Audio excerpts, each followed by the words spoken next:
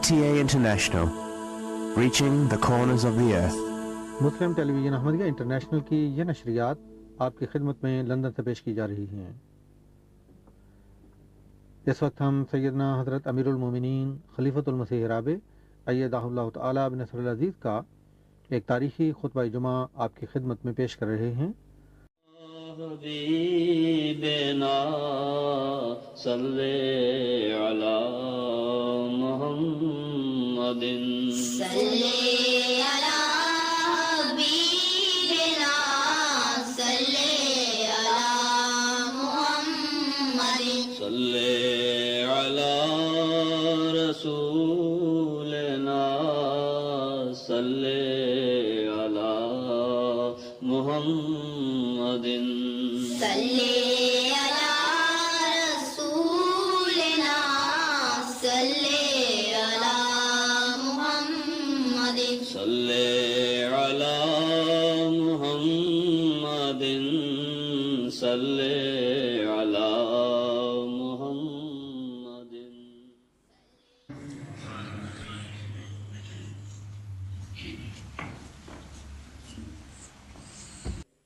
السلام علیکم ورحمۃ اللہ۔ اذان دے دیں۔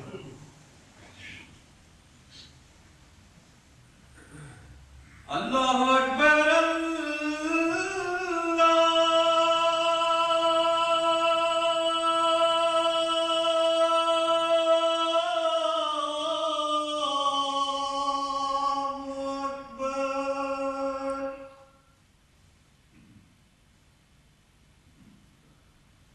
اللہ اکبر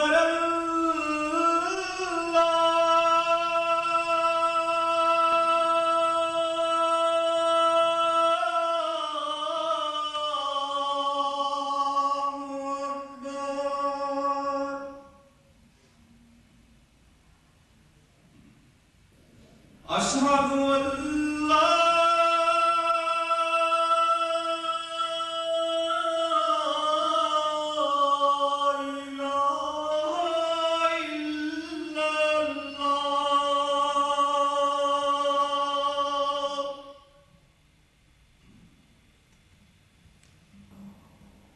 أشهد أن لا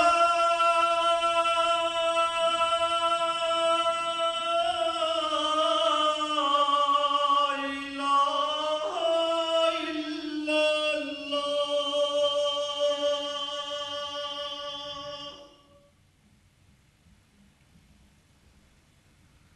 أشهد أن محمد رسول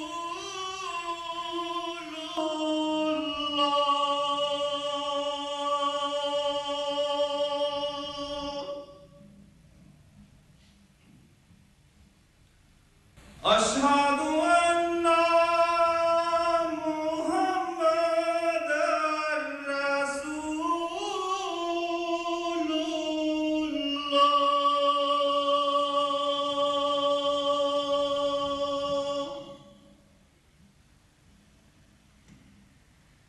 حي على الصلاة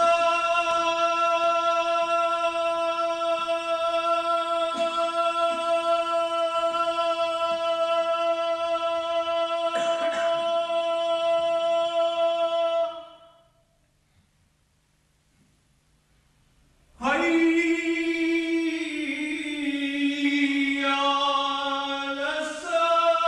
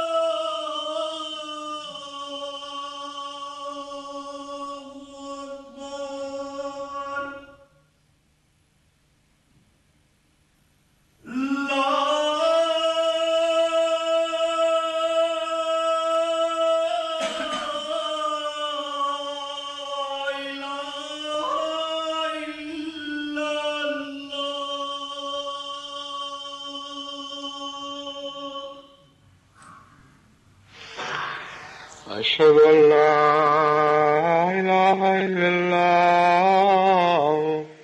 وحده لا شريك له وأشهد أن محمدا عبده ورسوله أما بعد فأعوذ بالله من الشيطان الرجيم بسم الله الرحمن الرحيم الحمد لله رب العالمين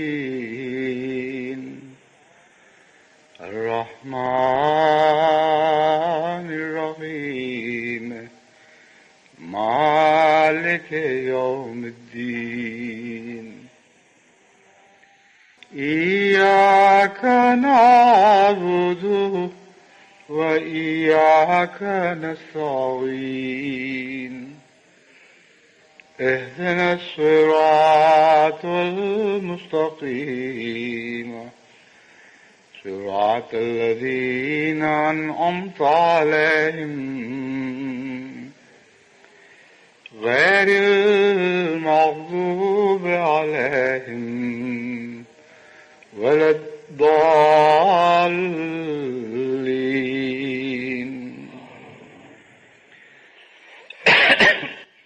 دعوت اللہ کے کام کو زیادہ منظم اور مرتب کرنے کے سلسلے میں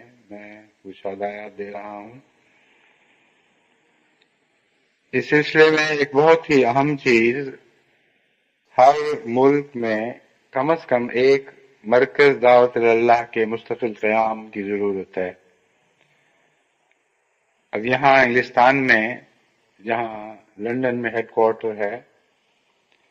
وہاں اگر کوئی باہر سے دعوت اللہ کرنے والا آئے حاضر ہو یا اپنے کسی دوست کو لے کر آئے، کوئی ایسا الگ کمرہ یا ہال نہیں ہے جہاں دعوت اللہ کے سلسلے میں ہر قسم کی ضرورتیں بھی مہیا ہوتی ہوں اور دعوت اللہ کے کام کو سکھانے کے لیے انتظام بھی موجود ہو. اس سلسلے میں جس قسم کے مرکز کا قیام میرے ذہن میں ہے، میں اس پر مزید تفصیل سے روشنی ڈالتا ہوں. میرے خیال میں ہر جگہ جہاں کوئی مربی ہو یا تمام بڑی جماعتوں میں یا کم از کم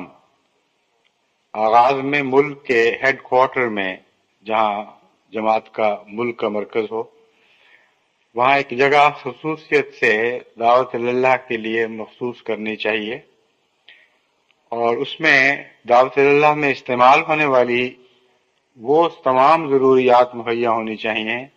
جن کا خصوصیت سے اس ملک سے تعلق ہو. کچھ تو ایسی ضروریات ہیں جو تمام دنیا میں مشترک ہیں اور کچھ ایسی ہیں جن کا مختلف ملکوں سے خصوصی تعلق ہوتا ہے. پس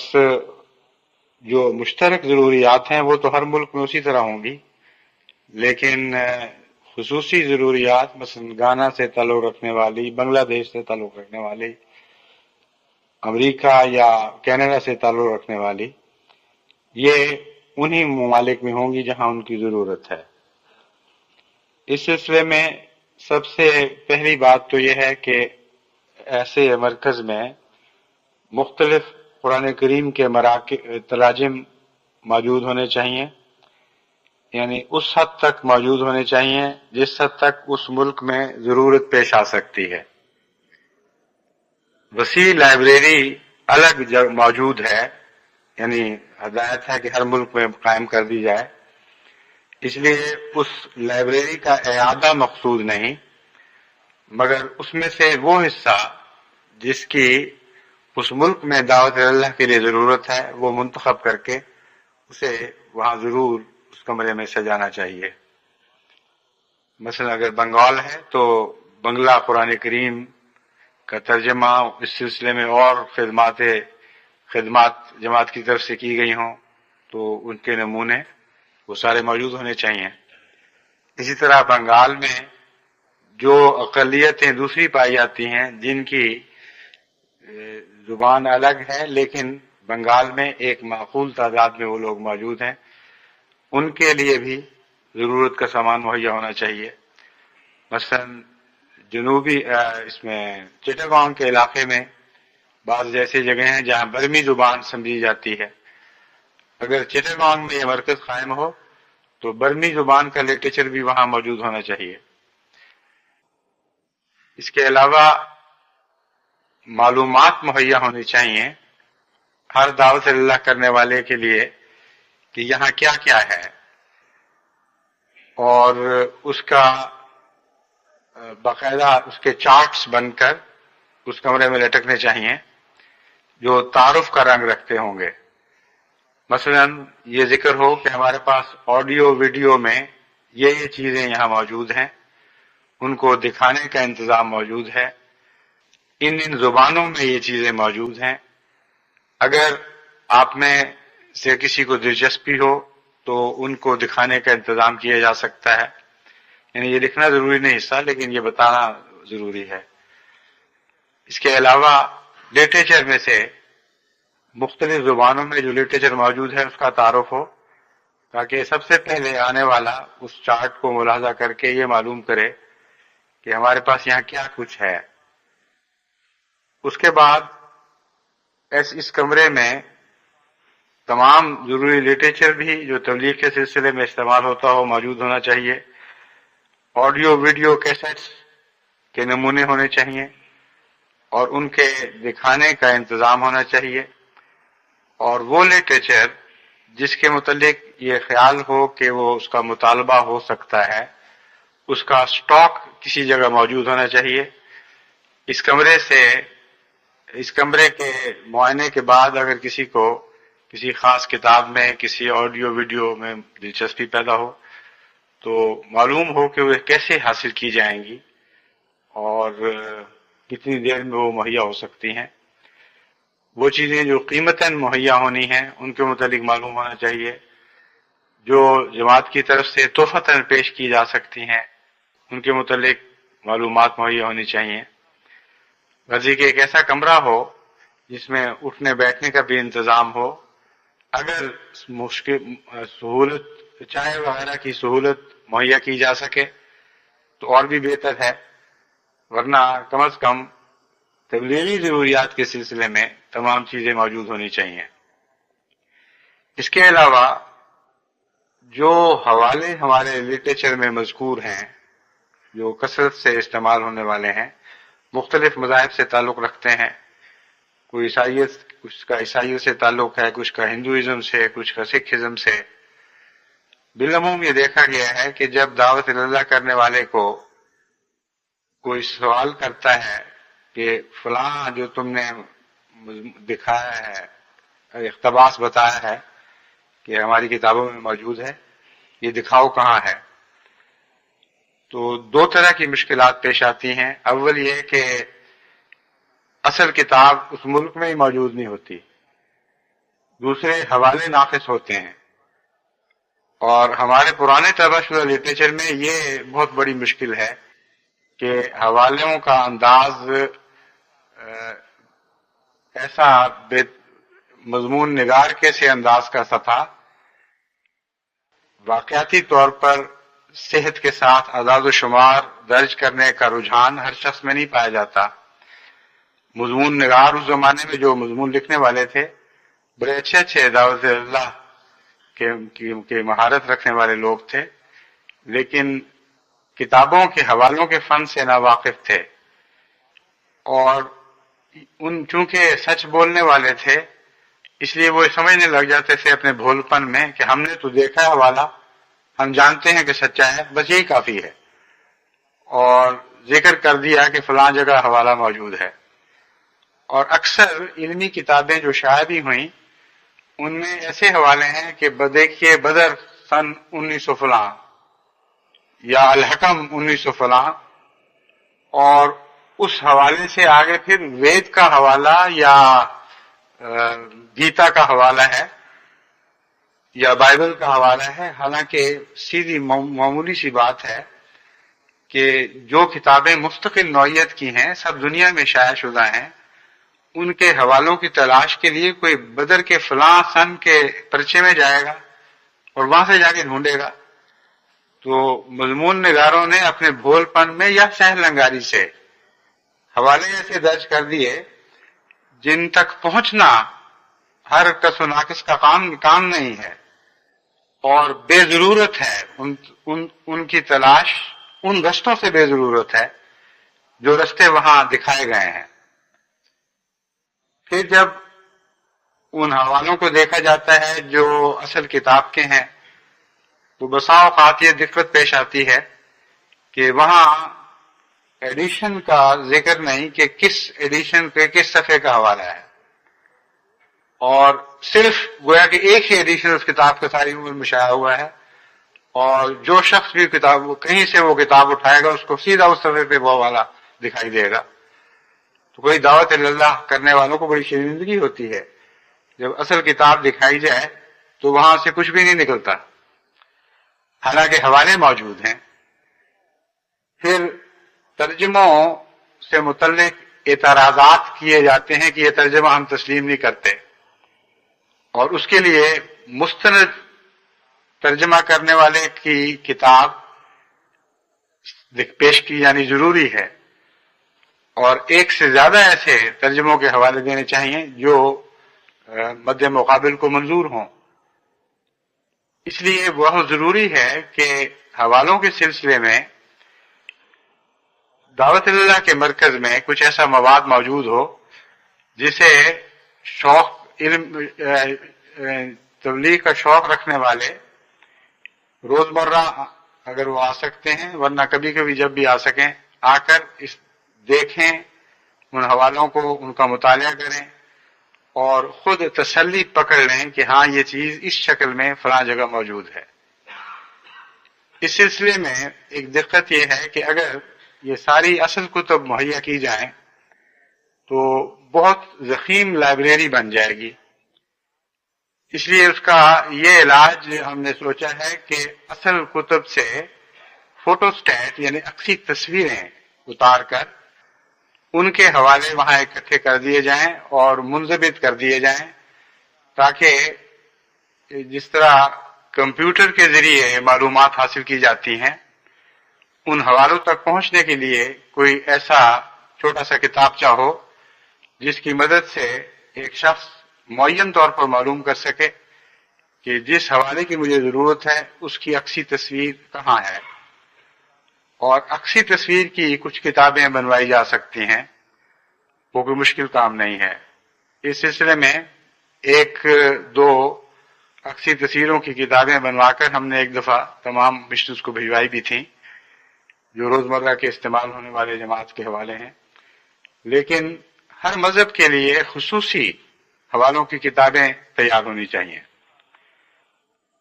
ایک دفعہ میں کوئٹے میں ایک سوال مجلس سے سوال جواب میں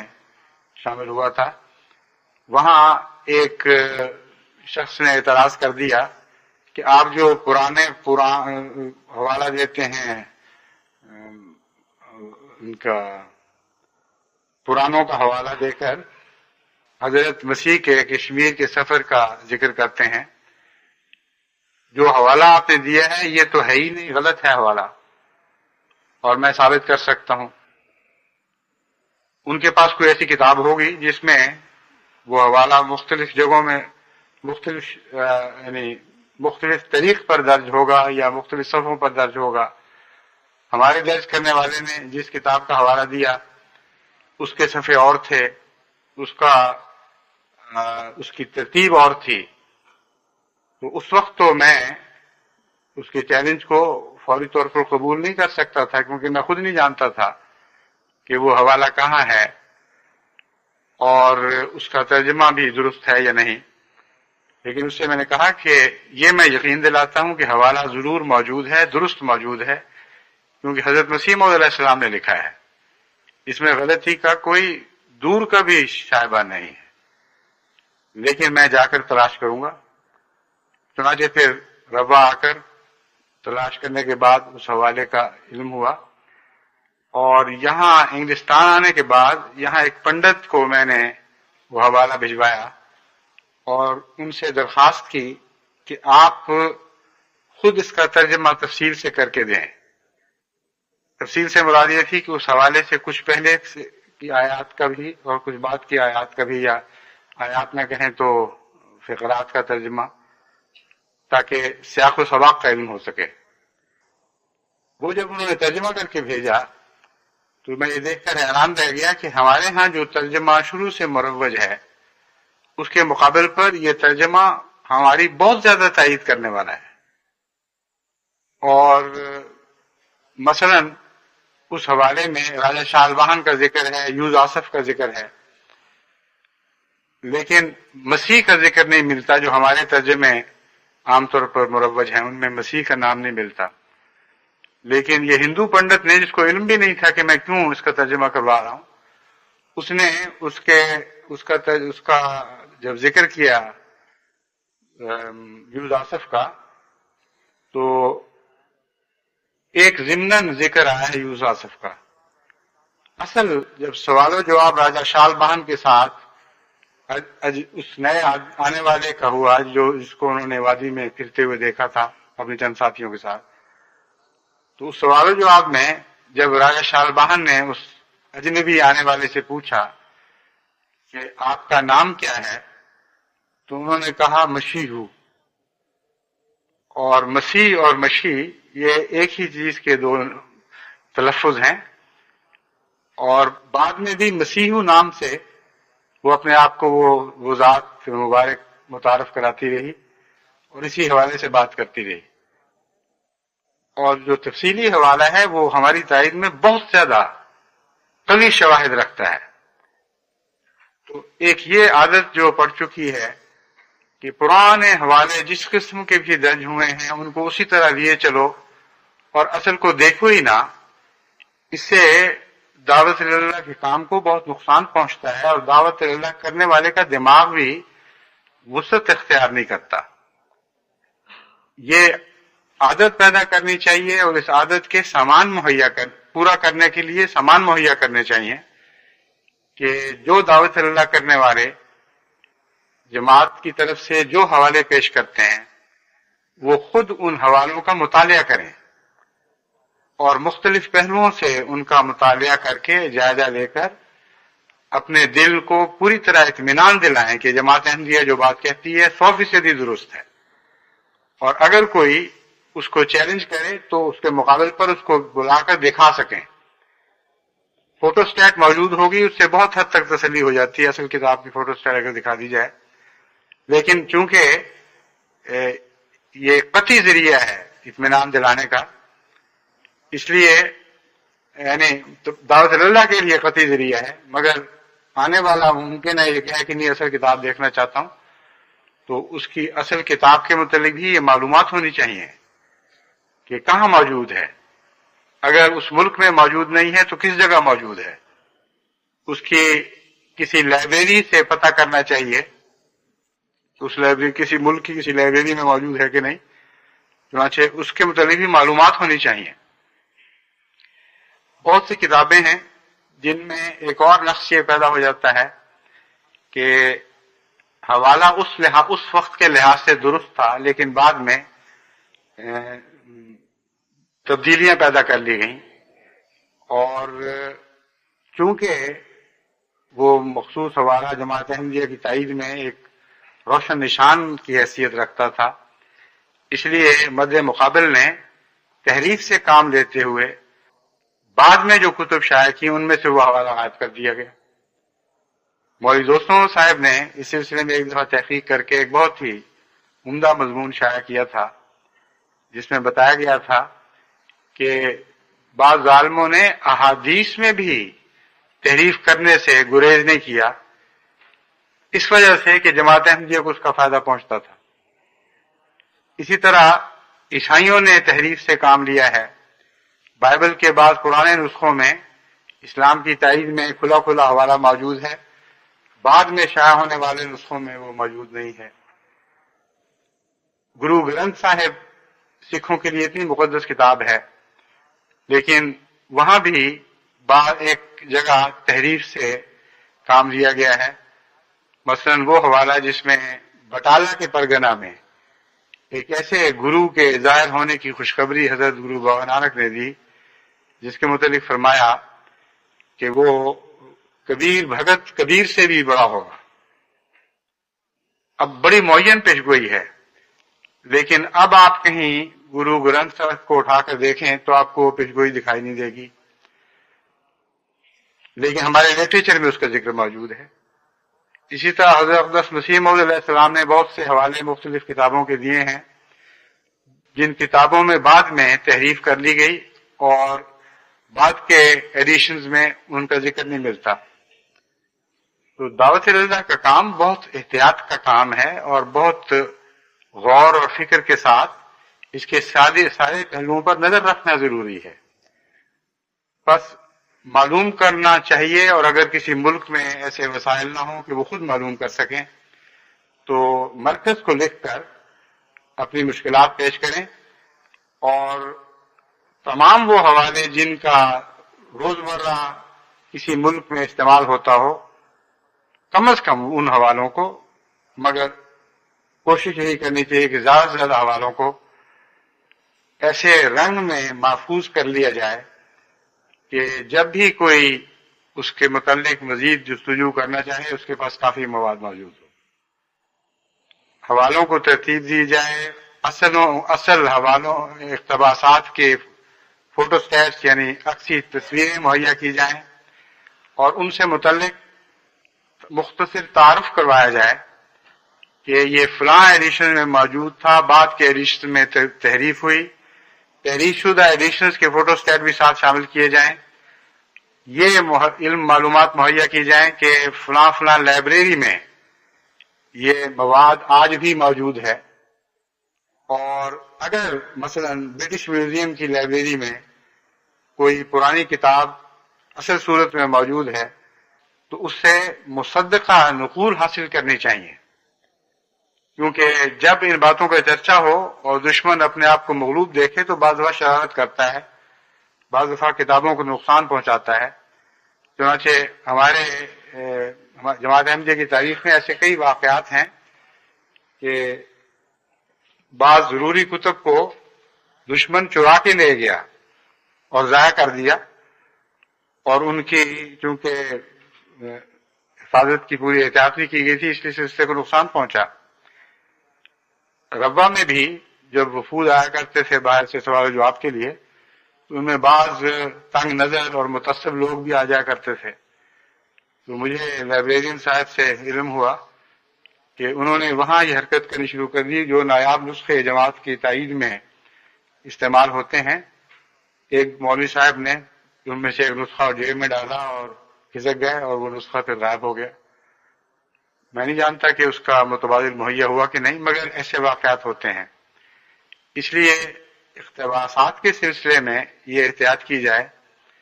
کہ اپنے اپنے ملک میں جہاں وہ اصل کتاب موجود ہو اس کا صرف عکس نہ اٹھایا جائے، بلکہ اس کے اوپر لائبریرین کی تصدیق کروائی جائے کہ ہم نے یہ باقاعدہ طور پر تصدیق کرنے کے بعد یہ عکس جاری کیا ہے، اور اس کے بعد پھر اگر کوئی شرارت کرتا بھی ہے تو اس شرارت کا اتنا بڑا نقصان نہیں ہوگا.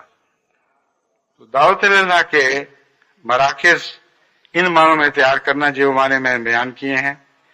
اور ان میں آڈیو ویڈیو کا تعارف بھی ہو، مختلف مواقع پر جو سوال جواب کی مجالس ہیں یا دوروں کی تصاویر ہیں یا جلسہ سالانہ کی رویداد ہے، اس کے متعلق تعارف ہونا چاہیے پہلے کہ ہمارے پاس یہ چیزیں موجود ہیں اور کس کس قسم کے لوگوں کے لیے کون کون سا مواد موجود ہے، اور اس کے دکھانے کا انتظام ہو. تو جو بھی باہر سے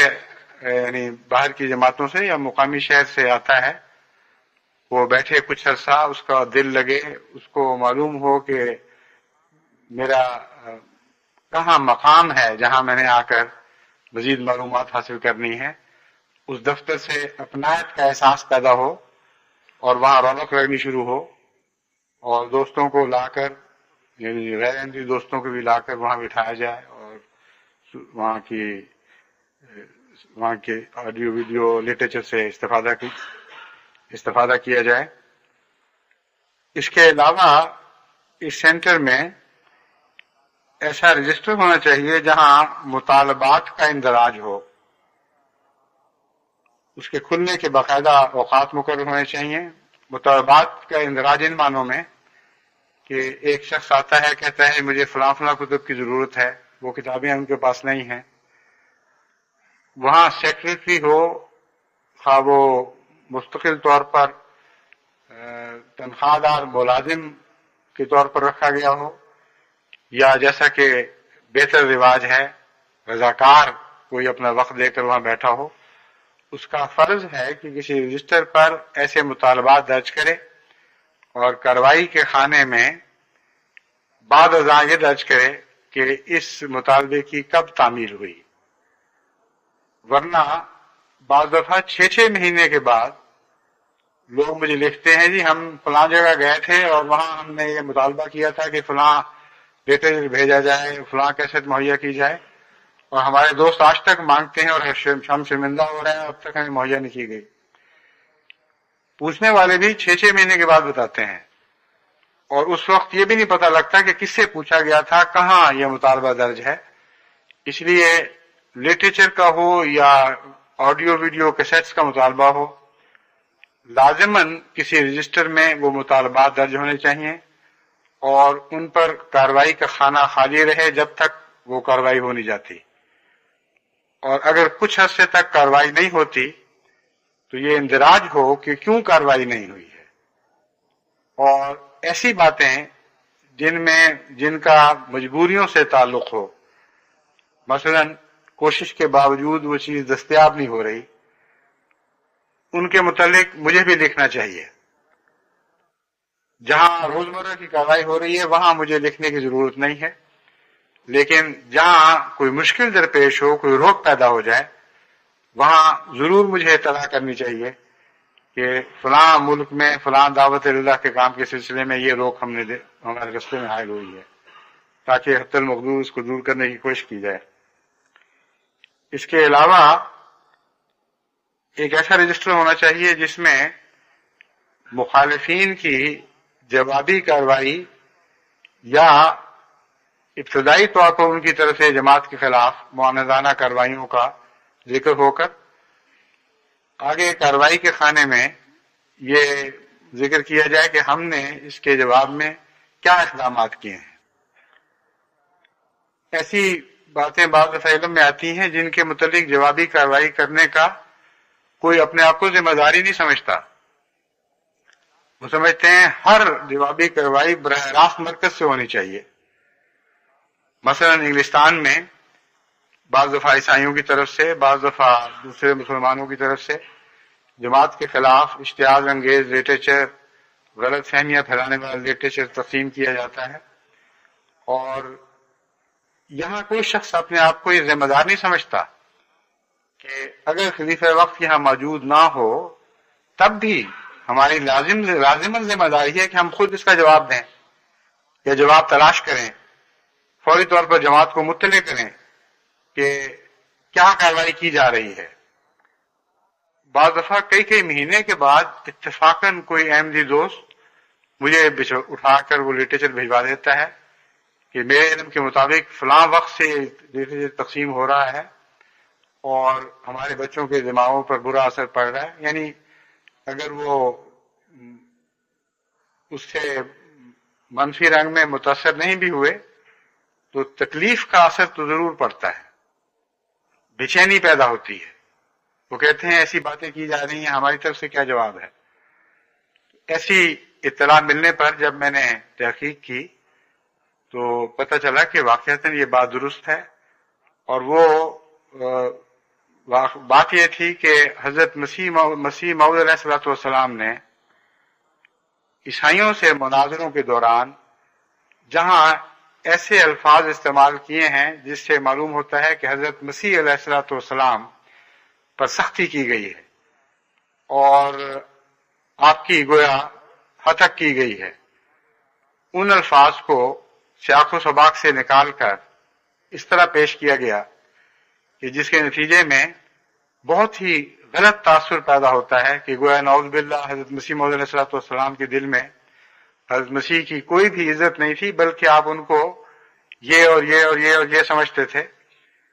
اور الفاظ ایسے ہیں جس سے واقعتاً طبیعت ایک دفعہ مقدر ہو جاتی ہے کہ اتنا خوفناک شخص،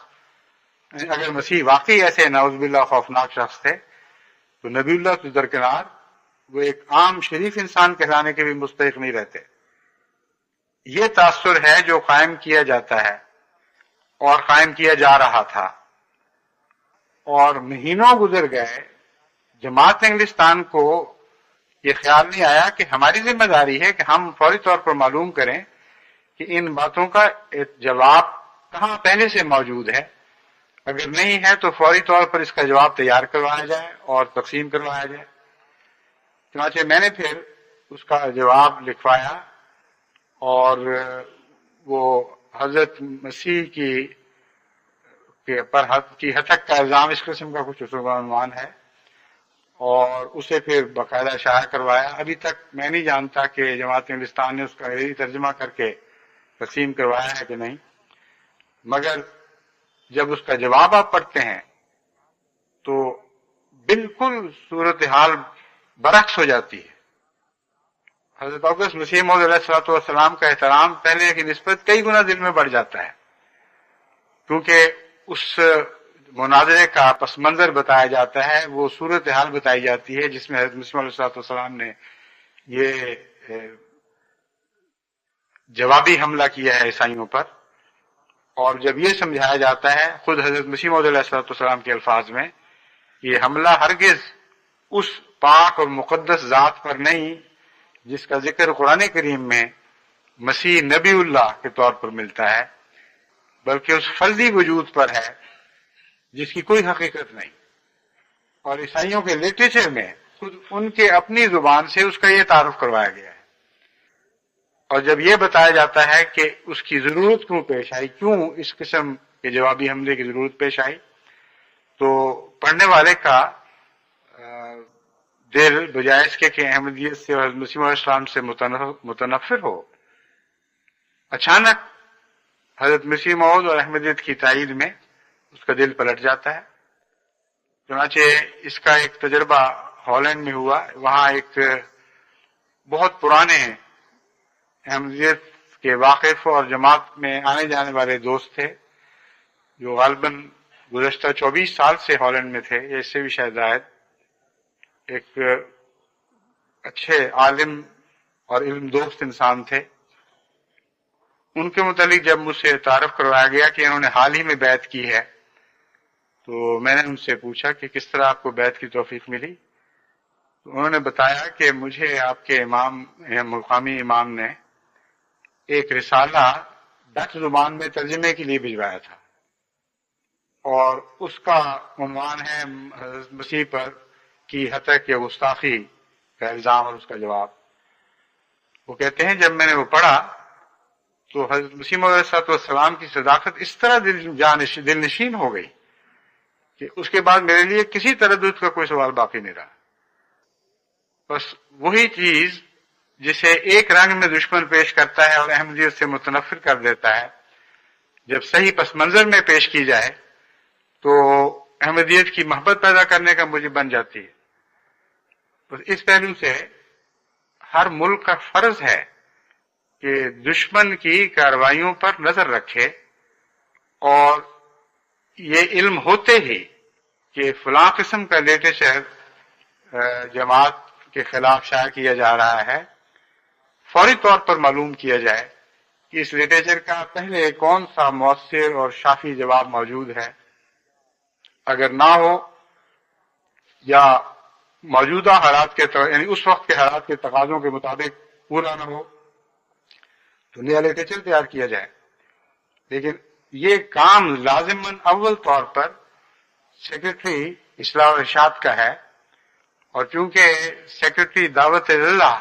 اسی کے تابع ہے، یا اسی کے دو نام ہو سکتے ہیں، اس لیے جہاں تک مجھے یاد ہے یہ الگ سیکٹری نہیں ہے، لیکن اگر الگ سیکٹری مقرر ہو گیا ہو تو اس کی تصحیح کر لی جائے۔ بہرحال اول طور پر یہ کام اصلاح و ارشاد کے سیکرٹری کا ہے، اور اس کے ساتھ اگر سیکرٹری اشاعت ہے تو اس کا بھی یہ کام ہے، اگر الگ سیکرٹری دعوت اللہ ہے تو اس کا بھی یہ کام ہے۔ ان تینوں کو لازماً جب بھی جس کو بھی پہلے علم معلوم ہو کہ فلاں قسم کا مخالفانہ حملہ شروع ہو چکا ہے، ان تینوں میں سے جس کو پہلے معلوم ہو اس کا فرض ہے اولین کہ وہ فوری طور پر اپنے ساتھیوں کو بھی مطلع کرے، امیر کو مطلع کرے، اور فوری طور پر جوابی کارروائی کے لیے پہلے تحقیق شروع کی جائے، اور تحقیق کے بعد یہ فیصلہ کیا جائے کہ کسی پرانے شائع شدہ رسالے کو جواباً شائع کرنے کی ضرورت ہے یا نیا رسالہ لکھنے کی ضرورت ہے۔ اس تیزی سے اس کے متعلق کارروائی ہونی چاہیے کہ جیسے بجلی کی صورت سے کام کیا جاتا ہے، ورنہ بعض دفعہ مہینوں بعض دفعہ سالوں ایک جماعت کے مخالفانہ بعض دفعہ سالوں جماعت کی مخالفانہ کارروائیوں کا علم رکھنے کے باوجود جوابی کارروائی نہیں ہو رہی ہوتی، اور ایک قسم کا انجماد سا پایا جاتا ہے، بے حسی سی پائی جاتی ہے۔ تو اس طرح تو دعوت اللہ کے کام نہیں چل سکتے۔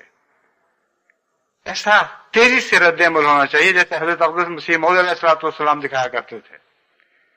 اس زمانے میں آپ اکیلے تھے، کوئی ممد و معاون، کوئی مددگار نہیں تھا جب آپ نے کام کا آغاز کیا ہے، اور معمور ہونے سے پہلے سے آپ کی دل کی کیفیت یہ تھی کہ اسلام پر حملہ ہو صحیح، شدید بےتاب ہو جاتے تھے اور فوراً جوابی کارروائی کرتے تھے۔ بعض دفعہ بعض رسالوں کے جواب آپ نے راتوں رات لکھ کر بیٹھ کر لکھے اور ان کو ایک یا دو راتوں میں ہی تیار کر کے اس مضمون کو شائع کروا دیا۔ حضرت مسلم موعود رضی اللہ تعالیٰ عنہ کی بھی یہی کیفیت تھی۔ تو اس زمانے میں مددگار نسبتاً کم تھے، لیکن جو بھی تھے وہ والہانہ جذبے رکھتے تھے، اور چونکہ احساس بہت شدید تھا اور دین کی غیرت اور دین کی محبت ایک بہت بلند مقام پر فائز تھی، اس لیے یہ ہو ہی نہیں سکتا تھا کہ اسلام کے خلاف کوئی کارروائی ہو اور اس کے جواب میں فوری کارروائی میں رونما ہو۔ اب یہ جو کیفیت میں دیکھ رہا ہوں اس کی وجہ سے مجھے تکلیف پہنچتی ہے، اور حیرت بھی ہوتی ہے کہ یہ کیوں سمجھا جاتا ہے کہ مجھے ان باتوں کی صرف اطلاع کر دینا کافی ہے۔ بعض دفعہ ربا سے بھی، صدر انجمن کے کارکنوں کی طرف سے بھی ایسی غلطی ہوتی ہے کہ اطلاع کر دیتے ہیں اور آگے یہ بھی نہیں لکھتے کہ اس کے جواب میں ہم نے کیا کارروائی کی۔ بار بار ان کو لکھ کر اور سمجھانے کے بعد اب اللہ تعالیٰ کے فضل سے کسی حد تک اصلاح ہوئی ہے، لیکن ابھی بھی بعض دفعہ ایسی حرکت ہو جاتی ہے۔ اطلاع کرنا تو بہت اچھا ہے اور ضروری ہے، جب بھی کوئی کسی قسم کی مخدوش بات ظاہر ہو، قابل فکر صورتحال پیدا ہو، لازماً مجھے اطلاع کرنی چاہیے، لیکن اگر امیر کے علم میں بات آئے یا متعلقہ عہدیدار کے علم میں بات آئے اور وہ اطلاع کرے تو ساتھ یہ اطلاع بھی کرنی چاہیے کہ آپ مطمئن رہیں، ہم اس سلسلے میں یہ جوابی کارروائی کر رہے ہیں یا اس جوابی کارروائی کا آغاز ہو چکا ہے، لیکن ایسا نہیں ہوتا۔ اب اللہ تعالیٰ کے فضل سے ہم جہاں تک اعتراضات کا تعلق ہے، جماعت نے بہت عمدہ جوابات کا ایک سلسلہ طلع کرانا شروع کیا ہے۔ وہ زیادہ تر تو پاکستان کے اور ہندوستان کے علماء کے اعتراضات کے جوابات پر مشتمل ہے، لیکن انشاءاللہ تعالی اسی سلسلے کو عیسائیت اور دیگر مذاہب پر بھی ممتد کر دیا جائے گا، اور جس طرف سے جو اعتراضات وارد ہوتے ہیں ان کے جوابات کے سلسلے انشاءاللہ طبع ہو کر جماعت کے پاس کی خدمت میں پیش کیے جائیں گے۔ لیکن دعوت اللہ کے مرکز میں ایسا رجسٹر ہونا ضروری ہے. میں واپس اس طرف لوٹتا ہوں جس پر اس قسم کی کارروائیوں کا اندراج ہو اور پھر جوابی کارروائی کے متعلق نوٹ ہو کہ یہ کارروائی کی جا چکی ہے یا کی جا رہی ہے، تاکہ ہر شخص جب بھی وہاں اس رجسٹر کو دیکھے اس کو معلوم ہو کہ اللہ تعالیٰ کے فضل سے جماعت ایک مستعد اور بیدار جماعت ہے، اور جس اعتراض کے سلسلے میں بھی اس کو تلاش ہو کارروائی میں معلوم کر سکے کہ یہ جوابی کارروائی ہو چکی ہے یا ہو رہی ہے. ایک رجسٹر شکایات کا بھی درج ہونا چاہیے، موجود ہونا چاہیے، جہاں انتظامات کے خلاف یا کتابوں میں غلطی کے متعلق شکایات ہوں تو وہ درج ہونی چاہیے، اور اس کے متعلق بھی جو جوابی کارروائی ہے یا اصلاحی کارروائی ہے اس کا اندراج ہو. بعض دفعہ بعض دوست سلسلے کے تباہ شدہ لٹریچر میں کچھ غلطی نکالتے ہیں، محسوس کرتے ہیں کہ فلاں بات غلط ہو گئی ہے. اگر تو مجھے لکھ دیں تو فوری طور پر متعلقہ شعبے کو متوجہ کر کے یہ پوری طرح تسلی کر لی جاتی ہے کہ آئندہ ایڈیشن میں اس کی اصلاح ہو جائے گی. لیکن بسا اوقات وہ بعض دوست مجھے نہیں لکھتے، اپنے وقت مقامی امیر کو یا کسی عہدیدار کو متوجہ کرا دیتے ہیں اور بات وہاں ختم ہو جاتی ہے. اس کا مجھے اس لیے علم ہے کہ بعض لکھنے والوں نے، یعنی ایسی شکایات بھیجنے والوں نے مجھے لکھا کہ اتنے سال ہو گئے ہیں ہم جماعت کو، متعلقہ عہدیداران کو متوجہ کر رہے ہیں، لیکن کسی نے اصلاح کی طرف توجہ نہیں کی، اسی طرح وہ چیز غلط سلط چھپتی چلی جا رہی ہے. اور ایک دو معاملات میں نے خود تحقیق کی تو ان کی بات درست نکلی، اور پھر جب تحقیق کی کہ کیوں ایسے ہوا ہے تو ہر شخص اپنی ذمہ داری دوسرے پر ڈالتا چلا جاتا تھا، اور بعض باتیں اتنی پرانی ہو جاتی ہیں کہ پھر پوری تحقیق ہو بھی نہیں سکتی، اور ہو بھی تو اس کا کوئی خاص فائدہ نہیں رہتا. اس لیے ہر جماعت میں رجسٹر شکایات اپنے اپنے شعبے کے متعلق ہونا چاہیے، صرف یہی نہیں بلکہ دوسرے شعبوں میں بھی. مگر چونکہ میں یہاں دعوت اللہ کا ذکر کر رہا ہوں اس لیے یہاں ایک رجسٹر شکایات ضروری ہے، جس میں ایسی شکایات بھی درج ہوں کہ ہم آئے اور ہم سے حسن سلوک نہیں کیا گیا، ہم آئے، ہم نے کہا کہ فلاں صاحب کو ہم اتنی دور سے لے کے آ رہے ہیں، مگر مربی صاحب نے پانی بھی نہ پوچھا، بیٹھنے تک کی دعوت نہ دی، یا جس عہدیدار کے بھی خلاف شکایت ہو وہ وہاں درج ہونی چاہیے، اور متعلقہ بالا افسر یا امیر کی طرف سے جو کارروائی ہو اس کا اندراج ہونا چاہیے. ورنہ بعض دفعہ یہ دقت پیش آتی ہے کہ ایک پرانی شکایت کا ذکر کر کے بعض دوست کہہ دیتے ہیں کہ جی یہ حال ہے جماعت کے نظام کا، ہم یہ کرتے رہے کچھ بھی نہیں ہوا، اور وہ بات ان کی غلط ہوتی ہے یا کارروائی ہو چکی ہوتی ہے اور وہ اس کا ذکر نہیں کرتے. تو اگر ایسا رجسٹر ہو تو جب بھی میں جماعت سے پوچھوں کہ یہ کوئی ایسا واقعہ گزرا ہے یا نہیں،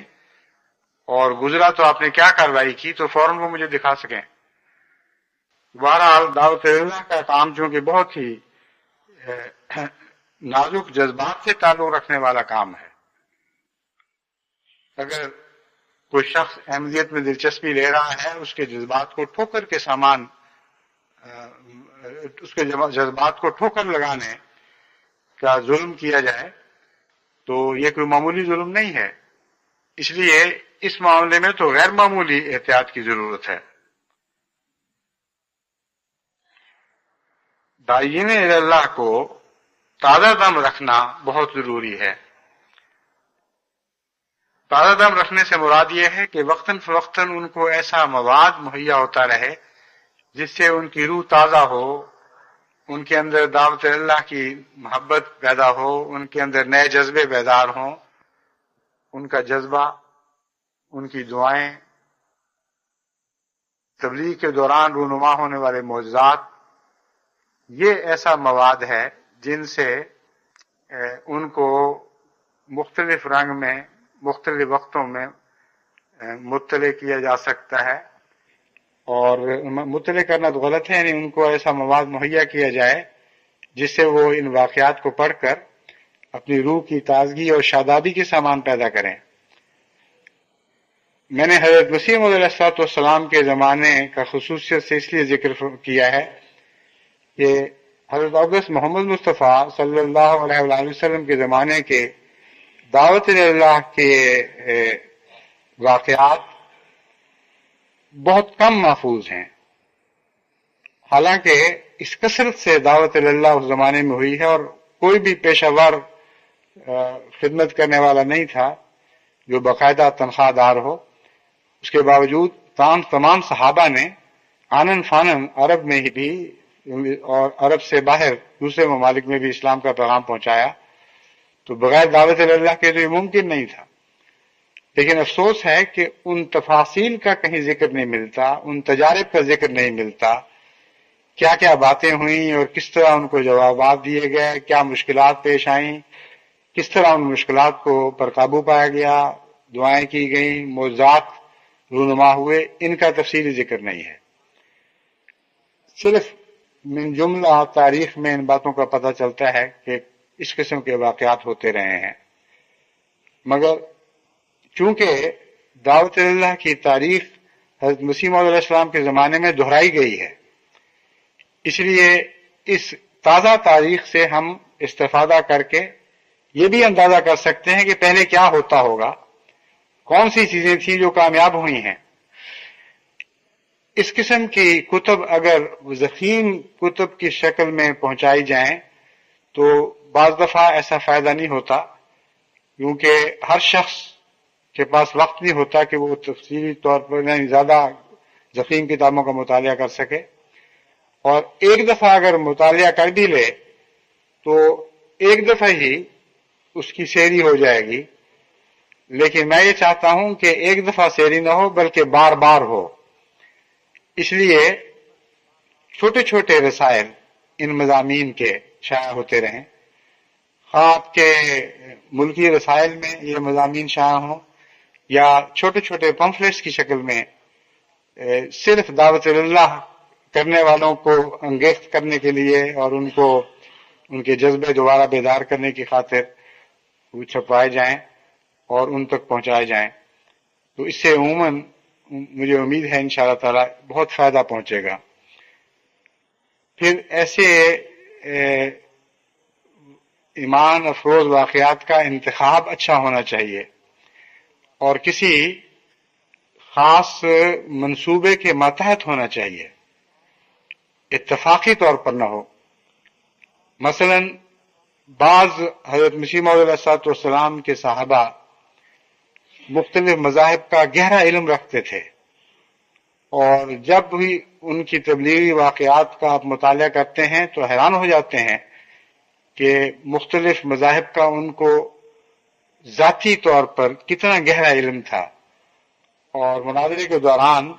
مد مقابل ان کو دھوکہ نہیں دے سکتا تھا۔ اس قسم کے واقعات جب کوئی پڑھتا ہے تو لازماً اس کی توجہ اپنا علم بڑھانے کی طرف ہوتی ہے، اور اس کا بھی دل چاہتا ہے کہ میں بھی ایسا عالم فاضل بنوں۔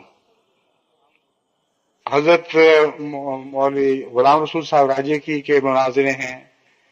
حضرت مولوی سرور شاہ صاحب کے، حضرت خلیفۃ المسیح اکبر رضی اللہ تعالیٰ عنہ کے، حضرت مولوی محمد حسن صاحب امروہی کے، اس طرح کے بہت بڑے بڑے بزرگ علماء ہیں جن کے علم و فضل کے سامنے انسان اپنے آپ کو ایک بالکل معمولی اور بے حیثیت انسان سمجھنے لگتا ہے۔ جب آپ ان کے واقعات پڑھیں تو تب ان کا رعب دل پر قائم ہوتا ہے، وہ پہاڑوں کی طرح آپ کے سامنے بلند ہوتے ہوئے دکھائی دیتے ہیں۔ تو ایسے واقعات کا انتخاب الگ ہو جس سے جماعت میں اپنا علم بڑھانے کا شوق پیدا ہو اور دیگر مذاہب کے مطالعہ کا شوق پیدا ہو۔ اس کے علاوہ فن مناظرہ کے لحاظ سے برجستہ دلچسپ جواب دینے کا فن بھی حضرت مسیح موعود علیہ الصلوۃ والسلام کے بعد صحابہ کو بطور خاص حاصل تھا، اور اس اعتبار سے بہت بڑے بڑے دلچسپ واقعات ہیں، بڑے لطائف پیدا ہوا کرتے تھے۔ جبکہ دشمن سمجھتا تھا کہ ہم نے زیر کر لیا ہے، اچانک اللہ تعالیٰ کے فضل کے ساتھ جواب دینے والے کو خدا تعالیٰ ایسی بات سجھا دیتا تھا کہ اچانک صورتحال بالکل دشمن پر پلٹ جاتی تھی۔ تو اس قسم کے واقعات جو ہیں وہ اپنے اندر ایک خاص لطف رکھتے ہیں، اور ان کو پڑھنے کے بعد انسان کا ذہن حاضر دماغی کی طرف منتقل ہوتا ہے، برجستہ جوابات دینے کا سلیقہ اس کو آتا ہے، اس کا شوق پیدا ہوتا ہے، اور اس کی بھی تبلیغ کے میدان میں بڑی ضرورت ہے، کیونکہ نیک نصیحت کے بعد پھر قرآن کریم فرماتا ہے کہ پھر جادلہم باللتی ہی احسن، اگر پھر عقل اور فہم اور دلائل کی لڑائی شروع ہو جائے تو جادلہم، تو خوب لڑو ان کے ساتھ، لیکن آسن طریق پر، اس طرح لڑو کہ تمہاری دلیلیں زیادہ حسن رکھنے والی ہوں، تمہارا طرز مجادلہ زیادہ حسین ہو اور زیادہ دلکش ہو۔ تو یہ سب باتیں آپ کو حضرت مسیح موعود علیہ السلام کے صحابہ کے تبلیغی واقعات میں نظر آتی ہیں۔ پھر دعاؤں کے مقابلے ہیں، جب آگے انسان کوئی راہ نہیں پاتا تو دعاؤں کا مضمون شروع ہو جاتا ہے، اور حضرت مسیح موعود علیہ السلام کے صحابہ نے جہاں بھی دعاؤں سے کام لیے ہیں، خدا تعالیٰ نے حیرت انگیز نشانات ان کے لیے ظاہر فرمائے ہیں، اور آپ جب ان واقعات کو پڑھیں تو حیران ہوں گے کہ آپ میں سے بہت سے ایسے ہیں جن کے خاندانوں کے جد امجد دعاؤں کے طفیل احمدی ہوئے تھے،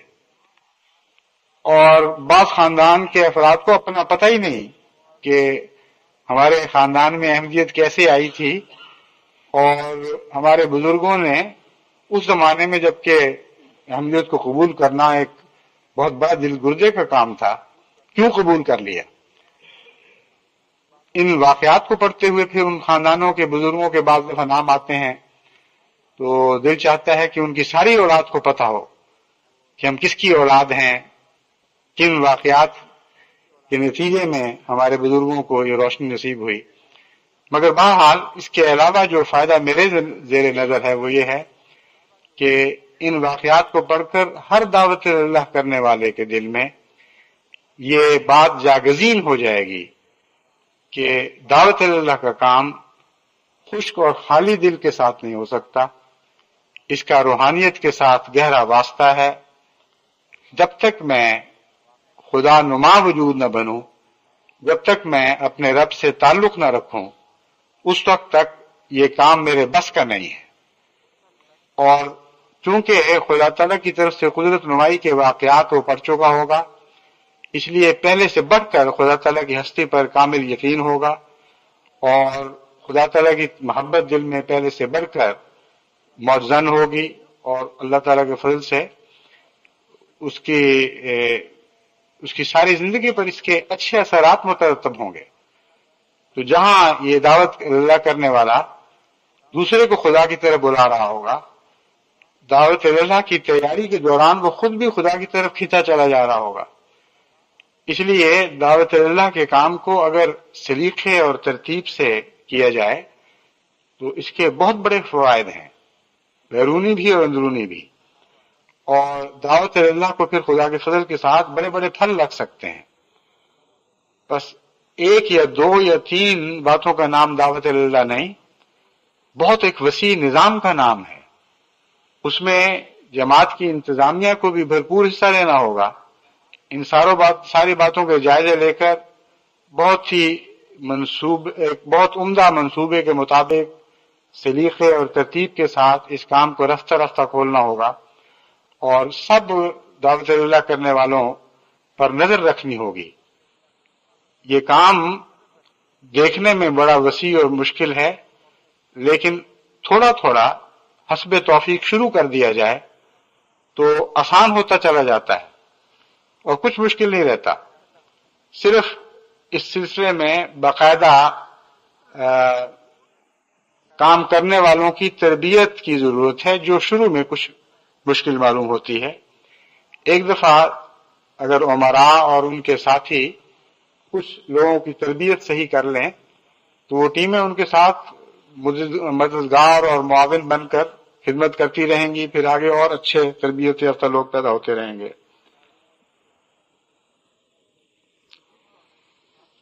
اس کے علاوہ مقامی طور پر جب دعوت اللہ کے نتیجے میں خدا تعالیٰ کی طرف سے تائیدی نشان ظاہر ہوتے ہیں، ان کو دیگر داعین اللہ تک پہنچانا بھی بہت اہم ہے،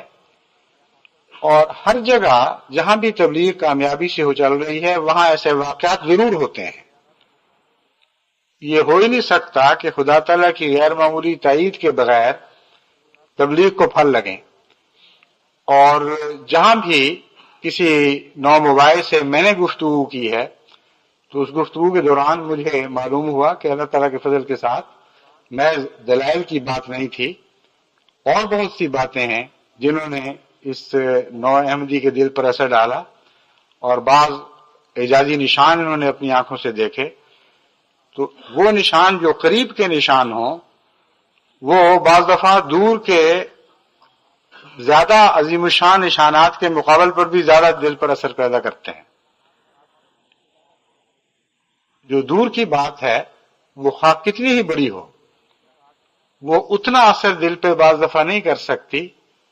جتنا ایک قریب کی چیز دل پہ اثر کرتی ہے۔ اس وجہ سے آپ کے اپنے تجارب، جن تجارب میں سے آپ گزرتے ہیں، یا اپنے ماحول میں ہونے والا ایک واقعہ آپ اپنی آنکھوں سے دیکھتے ہیں، اس کا دل پر بہت زیادہ گہرا اثر ہوتا ہے بنسبت 1400 سال پہلے یا 2000 سال پہلے کے ایک اعجازی نشان کا علم ہونے سے دل پر اثر پڑتا ہے۔ انسانی فطرت ہے کہ جو قریب چیز ہے اس کا دل پر اثر پڑتا ہے۔ اقبال نے اس سلسلے میں کہا ہے، قریب تر ہے نمود جس کی اسی کا مشتاق ہے زمانہ۔ پہلا مصرع ہے، جو تھا نہیں ہے جو ہے نہ ہوگا، یہی ہے ایک حرف محرمانہ، قریب تر ہے نمود جس کی اسی کا مشتاق ہے زمانہ۔ تو اس شعر میں گہری حکمت ہے۔ علامہ اقبال کو بعض احمدی سمجھتے ہیں کہ یہ گویا ایک ایسا نام ہے جس کا ہماری زبان پر آنا ہی گویا کہ جرم ہے۔ یہ نہایت بےہودہ خیال ہے۔ علامہ اقبال نے جماعت کے خلاف بھی باتیں لکھی ہیں، اس سے پہلے جماعت کی تائید میں بھی بہت کچھ لکھا تھا۔ علاوہ ازیں ایک اچھے شاعر تھے، اس میں کوئی شک نہیں ہے، اور اتنے بڑے حکیم امت نہ ہوں جتنا بیان کیا جاتا ہے، مگر ان کی باتوں میں کئی جگہ بہت اچھی اچھی حکمت کی باتیں ملتی ہیں۔ حضرت صلی اللہ علیہ وآلہ وسلم کی نصیحت ہے، الحکمت ضالۃ المومن ہے، بس ہمیں حکمت سے پیار ہونا چاہیے۔ میں اس لیے اس بات کا ذکر کر رہا ہوں کہ ایک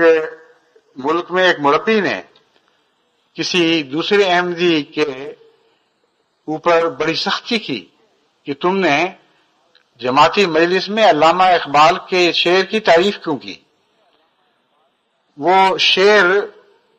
غلط استعمال ہوا تھا، اس میں کوئی شک نہیں، لیکن جہاں تک علامہ اقبال کے شعر کی تعریف کا تعلق ہے، جو تعریف کے قابل چیز ہے، ہر سچے انسان کا کام ہے، فرض ہے، ایک طبی اس کے اندر جذبہ پایا جانا چاہیے کہ وہ اس کی تعریف کرے۔ بس ہرگز اس بات کو خاطر میں نہ لائیں کہ کوئی اچھی بات علامہ اقبال نے کہی ہے یا ظفر علی خان نے کہی ہے، حتیٰ کہ عطا اللہ شاہ بخاری کے منہ سے بھی کوئی اچھا کلمہ نکل گیا ہو، تو حضرت اقدس محمد مصطفیٰ صلی اللہ علیہ وسلم کی نصیحت یہ ہے، الحکمت ضالۃ المومن ہے۔ اصل میں تو وہ مومن کو زیب دینے والا کلمہ ہے، مومن ہی کی ملکیت ہے۔ ہر اچھی چیز مومن کو زیب دیتی ہے، جہاں سے ملے اپنی سمجھ کر لو۔ تو بہرحال یہ جو اقبال کا شعر ہے بہت گہری حکمت پر مبنی ہے۔ قریب تر ہے نمود جس کی اسی کا مشتاق ہے زمانہ۔ تو معجزوں کے قریب تر آپ ہوں اور آپ کے قریب جو موضوع ہیں وہ آپ کو زیادہ روشن دکھائی دیں گے، زیادہ مطمئن کرنے والے دکھائی دیں گے، اور وہ دعوت اللہ کرنے والے جو اپنے ساتھ اپنے اوپر وارد ہونے والے چھوٹے چھوٹے نشانات پیش کر سکتے ہوں، ان کو یقین رکھنا چاہیے کہ ان نشانات میں بہت زیادہ اثر ہوگا بنسبت کتابوں میں پڑھے جانے والے ان نشانات کے جو واقعتاً بہت عظیم الشان تھے۔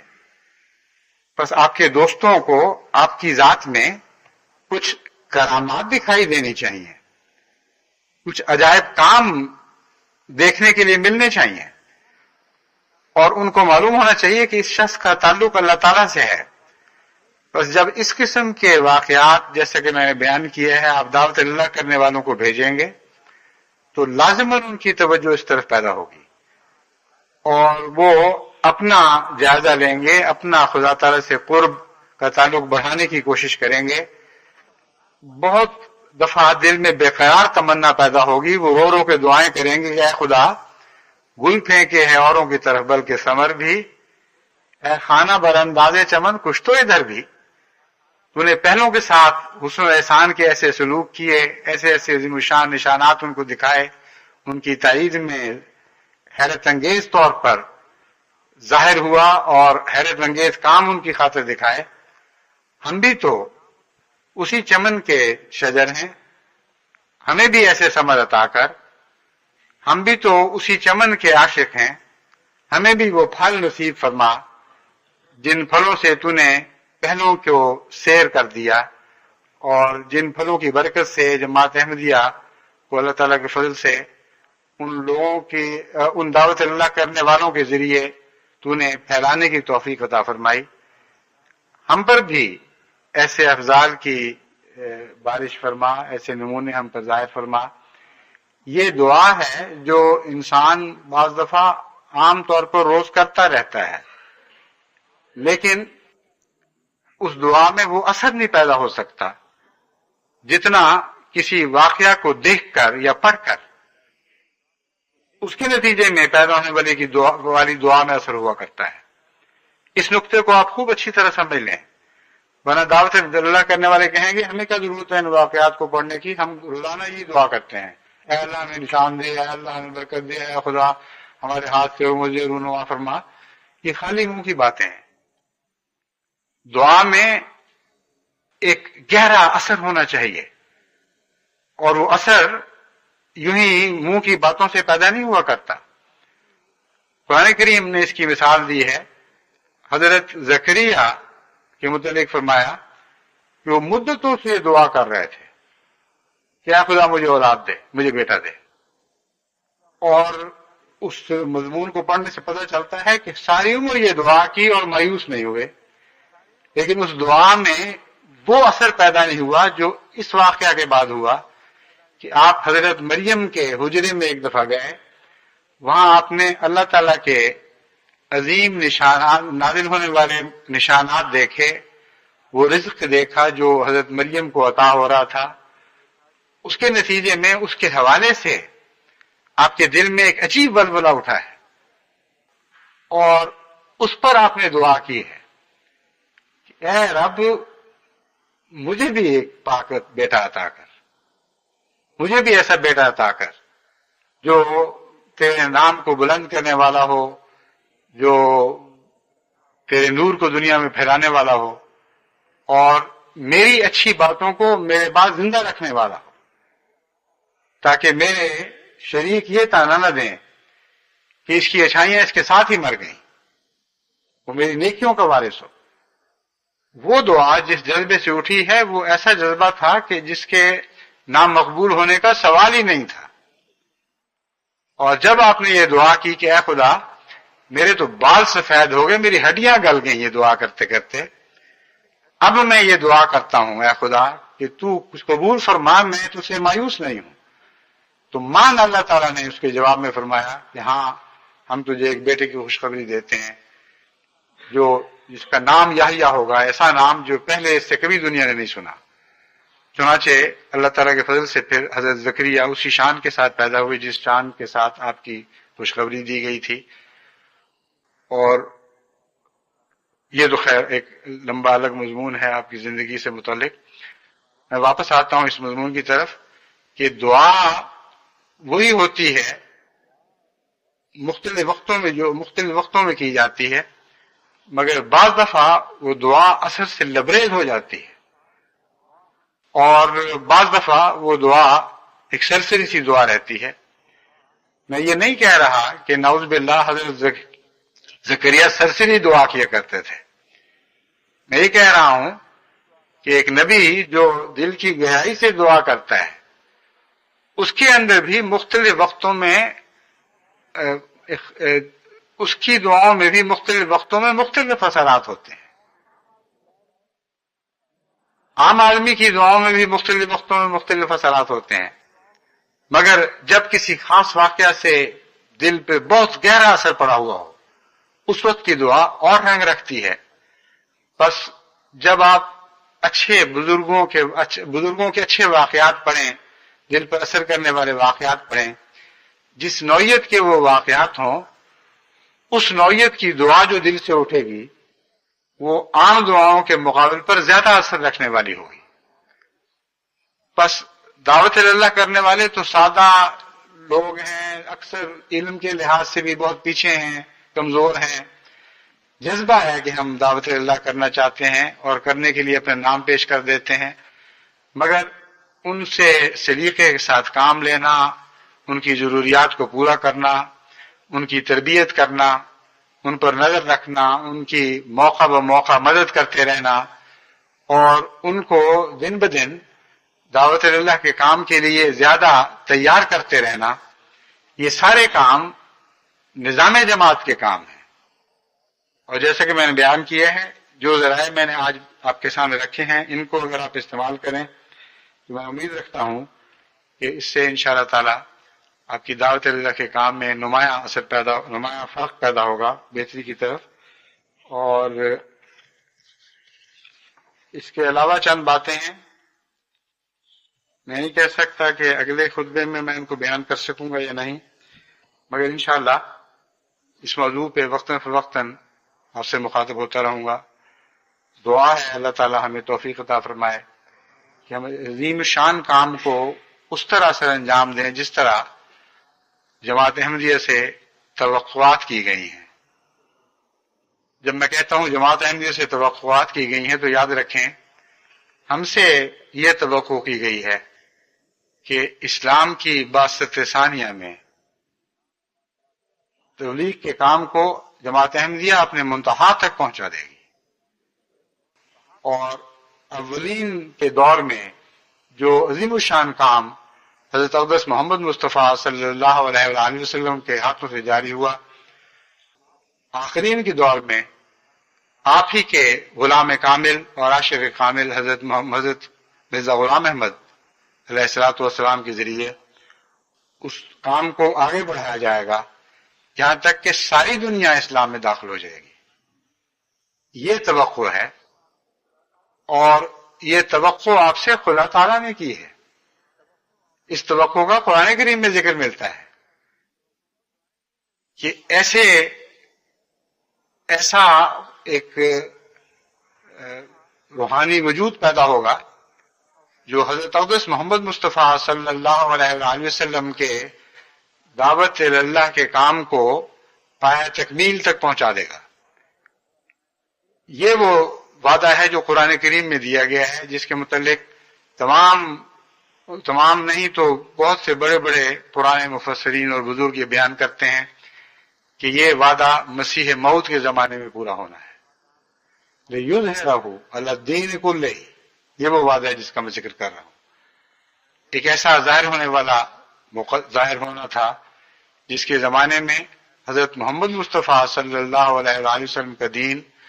تمام دوسرے ادیان پر غالب آنا تھا. بس اللہ تعالیٰ نے آپ سے یہ توقع رکھی اور حضرت محمد مصطفیٰ صلی اللہ علیہ وآلہ وسلم کو اس کی خوشخبری عطا فرمائی، اور حضرت صلی اللہ علیہ وآلہ وسلم کے دل پر اس آیت کریمہ کا جو اثر ہوا ہوگا اس کا ہم پورا تصور تو نہیں کر سکتے، مگر میں یہ یقین رکھتا ہوں کہ اس کے بعد ہمیشہ ہم حضور صلی اللہ علیہ وآلہ وسلم کی دعاؤں میں شامل ہو گئے ہوں گے کہ اے خدا جن پر بھی یہ تو نے یہ ذمہ داری ڈالنی ہے ان کو توفیق عطا فرما، ان کی مدد فرما اور ان کے لیے اس کام کے سارے مراحل آسان فرما دے۔ تو آپ کے ساتھ اور میرے ساتھ، ہم سب کے ساتھ اللہ تعالیٰ کی بہت سی توقعات وابستہ ہیں، حضرت محمد مصطفیٰ صلی اللہ علیہ وسلم کی توقعات اور دعائیں وابستہ ہیں۔ اس لیے اگر اس کام کو ہم کما حقہ نہ کر سکیں تو ہمارا قصور ہے۔ یہ کام نہ صرف یہ کہ ہو سکتا ہے بلکہ ضرور ہوگا، کیونکہ یہ مقدر ہے، اس تقدیر کو کوئی بدل نہیں سکتا۔ اس لیے کوئی عذر کام نہیں آئے گا کہ جی ہم جن لوگوں کو تبلیغ کرتے تھے وہ بنجر زمینیں تھیں،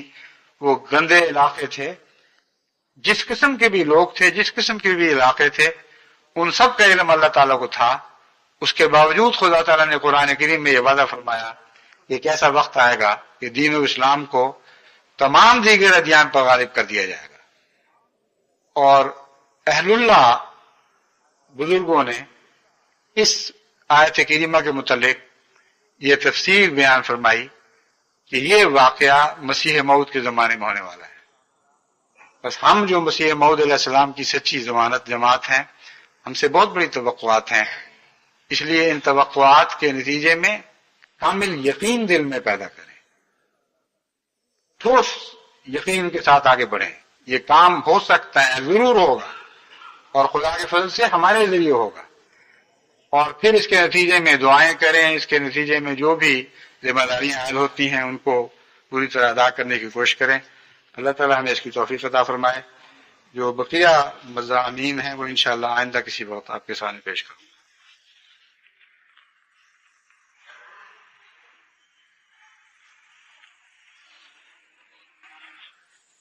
الحمد لله نحمده ونستعينه ونستغفره ونؤمن به ونتوكل عليه ونعوذ بالله من شرور أنفسنا ومن سيئات أعمالنا من يهده الله فلا مضل له ومن يضلله فلا هادي له ونشهد أن لا إله إلا الله وحده لا شريك له ونشهد أن محمدا عبده ورسوله۔ یہ میں ایک بات کہنی بھول گیا تھا۔ اس سال کا آج کا جمعہ جو میں انگلستان میں ادا کر رہا ہوں، یہ اس سال کا آخری جمعہ ہے جو یہاں ادا ہوگا۔ اس کے بعد چند دن تک ہم انشاءاللہ ہندوستان میں ہوں گے، اور قادیان کا سفر درپیش ہے جس کے متعلق ساری جماعت آگاہ ہے۔ وہ دوست جو جا رہے ہیں ان کو بھی یاد رکھنا چاہیے کہ سفر جہاں تک ممکن ہو ذکر اللہ کا ذکر کرتے ہوئے اور درود اور سلام بھیجتے ہوئے پورا کریں، اور بہت کثرت سے دعائیں کریں کہ اللہ تعالیٰ اس جلسہ سالانہ کو ایک غیر معمولی اہمیت کا اعجازی جلسہ سالانہ بنا دے اور جماعت کے لیے بہت سی خیر و برکت کا موجب بنے۔ وہ لوگ جو پیچھے رہ رہے ہیں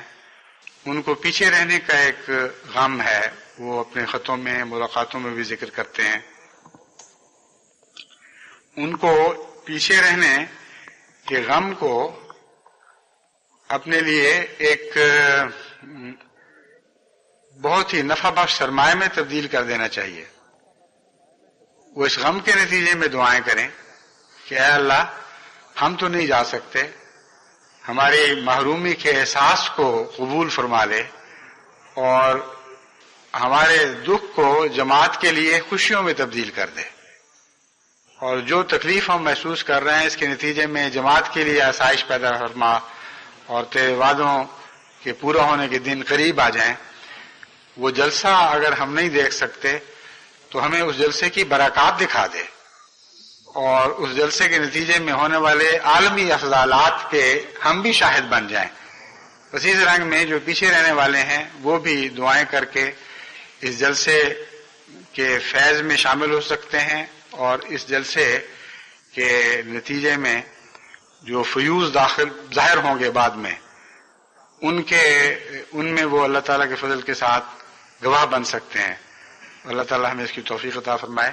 یہ سارا عرصہ بہت دعائیں کرتے ہوئے گزاریں. خدا تعالیٰ اس سفر کے سارے مراحل آسان فرما دے اور ساری مشکلات دور فرما، دشمنوں کے حسد کے شر سے جماعت کو محفوظ رکھے اور سب اندھیروں کو روشنیوں میں بدل دے اور سب مشکلات کو آسانیوں میں تبدیل فرما دے. اور اسیران راہ مولا بھی تو ہیں جو خود اس جلسے میں شامل نہیں ہو سکتے بلکہ اپنے قریب کے جلسوں میں بھی شامل نہیں ہو سکتے. اپنے دکھ کے وقت ان کا دکھ جو بہت زیادہ گہرا اور بہت زیادہ لمبے عرصے پہ پھیلا وہ دکھ ہے اس کو بھی یاد کر لیا کریں اور ان کے لیے بھی دعا کیا کریں. اللہ تعالیٰ ہماری ان عاجزانہ التجاؤں کو قبول فرمائے.